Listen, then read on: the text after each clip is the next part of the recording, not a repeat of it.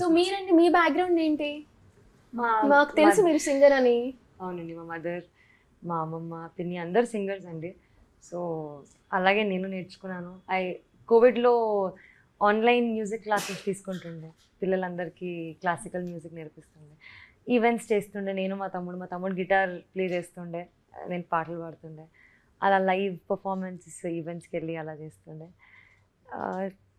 Very fortunately films came up to me. And అంటే acting అనేది short films అవి చేయడం ఒక లెక్క, డైరెక్ట్ మూవీస్ కి చేయడం అనేది ఒక పెద్ద విషయం అనుకో. ఒక వెబ్ సిరీస్ చేశానండి నేను, అది సగంలో ఆపేసాము. సో అది కూడా జస్ట్ ట్రైనింగ్ అయిపోయింది. అంటే జస్ట్ బేసికలీ కాలేజ్ బంక్ కొట్టాలంటే ఒక జెన్యూన్ రీజన్ ఉండాలి. సో ఆ సిరీస్ చేశాను. ఫ్రైడే, సాటర్డే, సండే అలా లాంగ్ వీకెండ్ స్కిప్ అయిపోతుండే. కానీ ఐ థింక్ ఫిలిమ్స్ చేస్తున్నప్పటి నుంచి అప్పటికి నా పోస్ట్ గ్రాడ్యుయేషన్ అంతా అయిపోయింది. అండ్ అప్పుడు సీరియస్గా తీసుకున్నాను. అంటే అసలు నమ్మలేదు, అసలు I don't even think I get in to films and all of that. కానీ వచ్చాక ఇంకా ఐ థింక్ ఏదో ఒకలాంటి హార్ట్ టు హార్ట్ కనెక్షన్.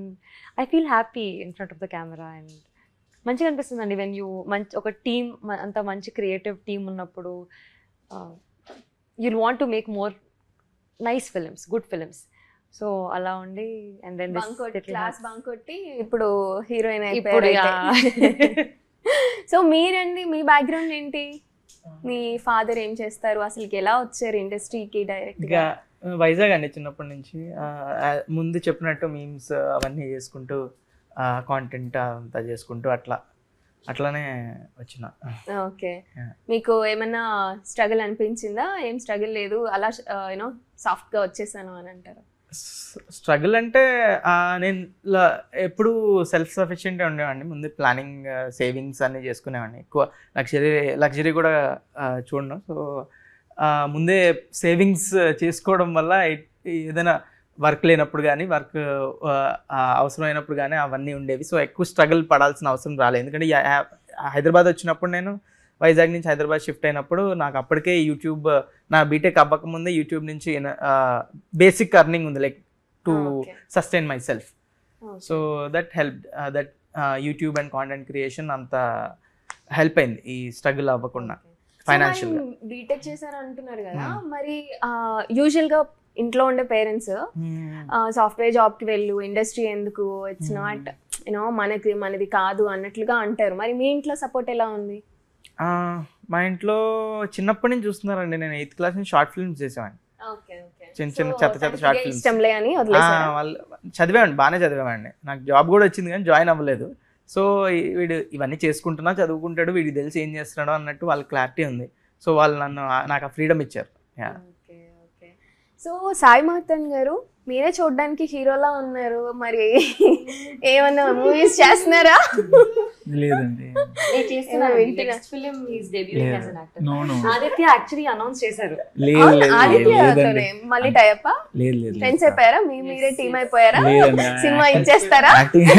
కొన్ని కండిషన్స్ ఉన్నాయండి.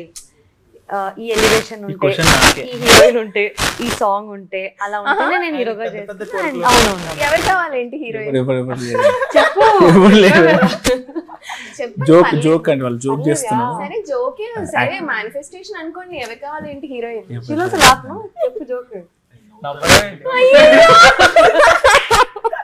ఇక్కడ వరకు బానే ఉంది, మళ్ళీ దీన్ని కామెడీ చేస్తారే. Seriously writing direction. ఓకే, ఎవరిని అంటే ప్రతి ఒక్కరికి ఒక ఇన్స్పిరేషన్ ఉంటుంది డైరెక్టర్ రాసేటప్పుడు కానీ చేసేటప్పుడు కానీ. ఇలాగా మీకెవరు? విక్రమ్ కే కుమార్, తరుణ్ భాస్కర్, గౌతమ్ మీనన్, వీళ్ళ ముగ్గురు. వీళ్ళ ముగ్గురు చాలా ఇష్టం, వీళ్ళ వర్క్ చాలా ఇష్టం నాకు. వివేక్ ఆత్రేయ, సందీప్ రెడ్డి. కానీ మోర్ ఇంపాక్ట్ఫుల్ ఒక్కొక్క జానర్, అందరి పేర్లు చెప్పారు. నాకు తరుణ్ భాస్కర్ గారి రైటింగ్ కానీ, విక్రమ్ కుమార్ గారి రైటింగ్ కానీ చాలా ఇష్టం. గౌతమ్ మీనన్ గారు ఆబ్వియస్లీ. సో వాళ్ళ సినిమాలే ఆల్మోస్ట్ లైక్ అటు తిప్పి చూసి అర్థం చేసుకున్న క్రాఫ్ట్ గురించి, స్క్రీన్ రైటింగ్ గురించి. ఫిల్మ్ స్కూల్ ఏం వెళ్ళలేదు, ఏం ఐడియా లేదు. జస్ట్ షార్ట్ ఫిల్మ్స్ యూట్యూబ్లో కొన్ని వీడియోస్ చూసి స్క్రీన్ రైటింగ్ నేర్చుకున్నాను. It's more like watching films and learning.